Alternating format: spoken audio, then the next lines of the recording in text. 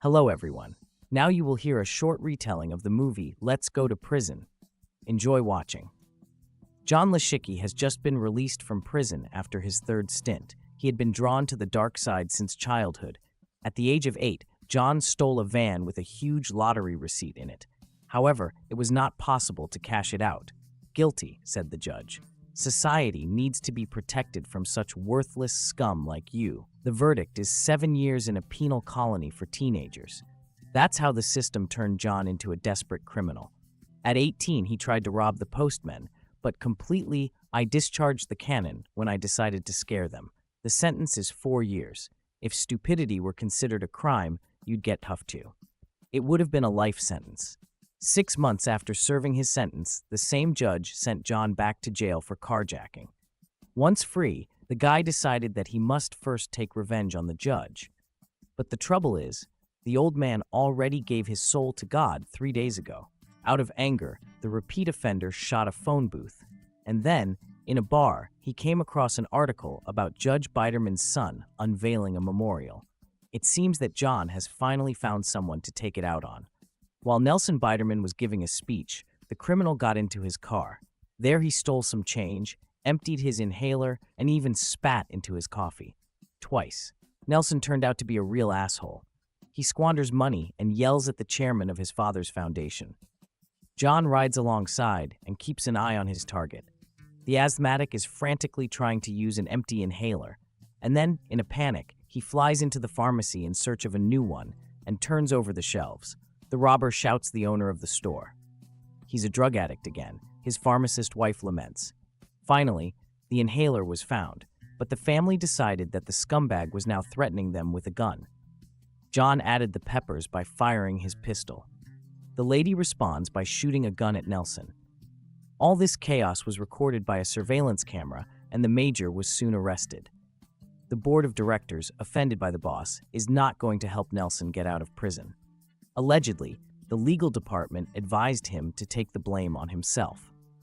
The time has come for the trial of Nelson Biderman. John is also in the audience. Relying on the good name of his father, Cleach decided to decide the judge personally. But a woman hates people like him, and everything will go according to the letter of the law.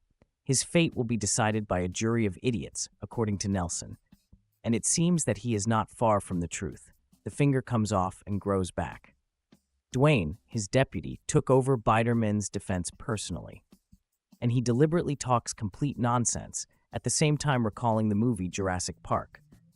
In the end, the jury found Nelson guilty of attempted robbery, and he was sentenced to a term of 3 to 5 years, which he will serve in prison. Rosmar. John imagines how often Biderman will now be beaten and raped in jail, but for some reason he does not feel joy. He wants to personally hurt a rich man, so when 2 cops came to him in encryption to buy weed, he pretended that he hadn't figured them out and voluntarily went back to prison. That's how he's going to take it out on that dude Biderman. This is the purpose of his life. He haggled with the judge about the time limit. They agreed on 3 to 5. Only John begged to be sent to prison. The deadline is in Rosmar. He even managed to get on the same bus with Nelson and immediately became friends with him. John suggests that the major ask to be in the same cell. Nelson is grateful to him for this attitude towards himself. The other criminals accepted him, to put it mildly, coolly. The director of Warden Prison came out to greet the new batch of prisoners. He asks to raise the hand of someone who is innocent. He will be released immediately. One of them was found and immediately got a butt in the stomach. If someone has complaints, they should be put on paper and then roll the sheet into a tube and shove it up their ass, advises newcomers Warden. John is already familiar with the local guards and bribed one of them to put him in the same cell with Biderman. Nelson moves along the corridor and is frightened by the murderers and thieves yelling at him. Finally, he reached his cell, 2-square-meter room, sat down on the floor, and immediately burst into tears.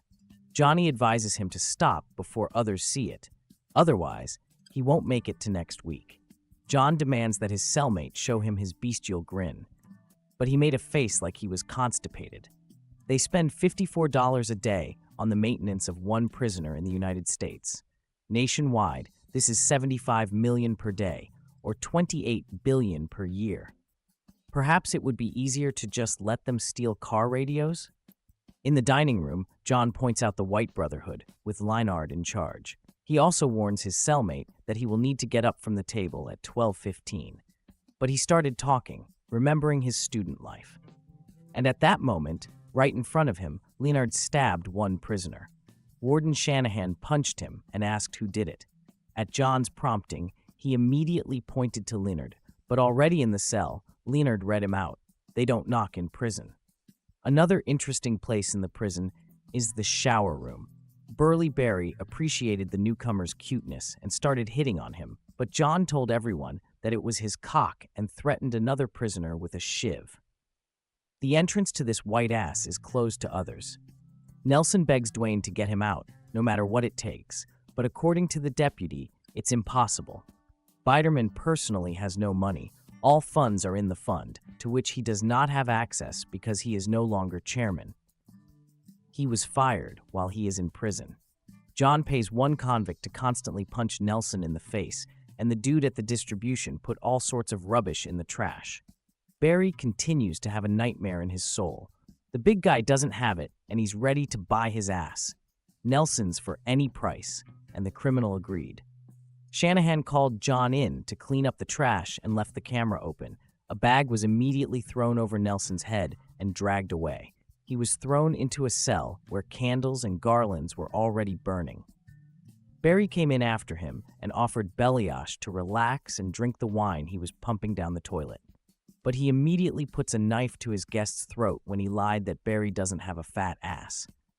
The big guy can't stand lies, and then he explains that Nelson is now his property and must please him. But they won't be in a hurry. For starters, Nelson will give Mambre. He got an Eskimo kiss, and the men rubbed their noses. Fat Barry is still a romantic. He will not immediately climb on Beliosh. He will take care of him. When Nelson was writing a letter to a pen pal, who turned out to be a small kid, one of the Nazis pissed on him. That's how he delivered a message from Leinard, and today he's coming out of the punishment cell.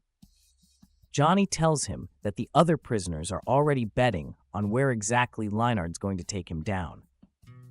Naive Nelson came over to apologize to Leonard for what had happened, but immediately I got a fork in my leg, and then another one. The only one who hurt Leonard as much as Nelson did was his father, and he killed his father just as he would kill Nelson. Meanwhile, Barry continues his courtship. John suggests that his cellmate hide from Leinard in the punishment cell. To do this, he stands behind Nelson and punches the warden in the face. The plan worked. It was only in the punishment cell that Biderman began to go crazy. After all, he has no idea how much time has passed. He began to suffer from hallucinations. Nelson decided that he had had enough, so he visited retelings. He went to a local chemist and asked him to sell something that would kill him. He offered him a boat cleaner and a syringe. Nelson told his friend about his intentions, and the child read the letter aloud in front of the class. Leonard suddenly came into the cell and doused Nelson with gasoline. At the same time, he complained that Nelson was not a Jew, so it would be more pleasant for him. Surprisingly, Nelson fights back well and smashes the killer's face. Suddenly, he dropped the syringe filled with cleaner. Leonard decided that it was a joke, made a stab, and immediately leaned back. Unexpectedly, Lupik dragged the corpse of the Nazi leader into the corridor, but Johnny was the most surprised of all. This was clearly not part of his plans. From that day on, everything changed for Nelson in prison. From now on, the White Brotherhood is for him. Biderman has become a plowman, and now he can press anyone, although there are still open-hearted ones left unresolved. Barry has come to love Nelson in recent months, and it pains him that he doesn't share his feelings. In his emotions, the big guy almost strangled Nelson in the toilet. Our hero felt ashamed that he had broken Barry's heart. Then the Nazis burst into the toilet to protect their plowman, but he asked not to touch the big guy in love. John mistakenly ended up in the punishment cell, and when he came out, he saw that Biderman was already building the entire prison and even staged a musical with the prisoners. John is furious about how things are going, and it's him, Nelson. Thanks for being a cellmate. I prepared him for life in prison. The revenge plan has gone to hell, and Biderman's parole hearing is already tomorrow. Nelson's big black friend helps him prepare for the big day. John entered the cell and gives Nelson a parting gift, a can of soda, and at the same time wishes good luck listening. Biderman was alarmed. For some reason, the jar was already open. However, the cellmate pretends to be offended by his friend's suspicion. They've been through so much together, and at the same time she takes a sip. Nelson apologized and drained the whole can in one gulp. A second later, he fell unconscious, and John vomited what he swallowed into the toilet. Together with an accomplice, he carried Nelson's body somewhere. The next day, the commission members ask Biderman Kermith, "Is he ready to return to society?" "Of course," he replies, unaware that the inscription "White Power" has appeared on his forehead. Naturally, he was refused release. Nelson immediately attacked his cellmate's goat. During the fight, he finally confessed that it was all about his father, the judge. Warden Shanahan is offended that the prisoners staged a showdown without him. He makes up a schedule of mocks and suggests a fight. "We'll sort it out on Friday in the courtyard. It will be a fight to the death. The loser will die, and the winner will be killed by Shanahan himself." To prevent the local gladiators from fooling around, they left an overseer with them. All the prisoners are not only betting, for example, whether the skull will be fractured or the ear will be bitten off. Biderman has a visitor. This is Barry. The commission decided that he had improved, and it was all thanks to Nelson. But he can't be happy without his fish. He wants to get it out. "I'm only getting out of here in a body bag." Then have them send a bag for two. "You've replaced my family, Barry." Nelson had an idea in his head. He called Dwayne and informed him that if he stayed in prison, he would transfer control of the foundation to his son. And according to the charter, he will be in charge of everything until his release. Nelson. He adopted a man in prison. "What are you doing in my office, bitch?" The director is also aware of the impending fight to the death and is betting $50 on the newcomer. So it's Friday. The fighters enter the arena to the screams of the prisoners. The rules are simple. Whoever dies first loses. Nelson pulled out a screwdriver, but his opponent was prepared, even better. One of the sharpeners flew into the onlooker, the second broke on Nelson's homemade bulletproof vest. But they left the main weapon for last, syringes filled with colorful chemicals. Nelson struck a fatal blow, but he was also hit in the back. A draw, Shanahan summed up and dispersed the audience. Biderman was buried. His only heir turned out to be his adopted son. He received $8 million. Barry did not leave the cemetery. He took out a shovel and dug out his foster dad by evening. Earlier, Nelson ordered a special compound from a chemist that would send him into a coma, and Barry bribed the coroner. Nelson was about to leave, but Barry reminded him of the deal to save John. The former enemies were left in the reckoning. A year has passed. Barry and Nelson opened a winery called Duckling. One critic didn't like their wine, but he started pressing it. John and a couple of other ex-cons who work there, and the man promised to deliver 100 out of 100.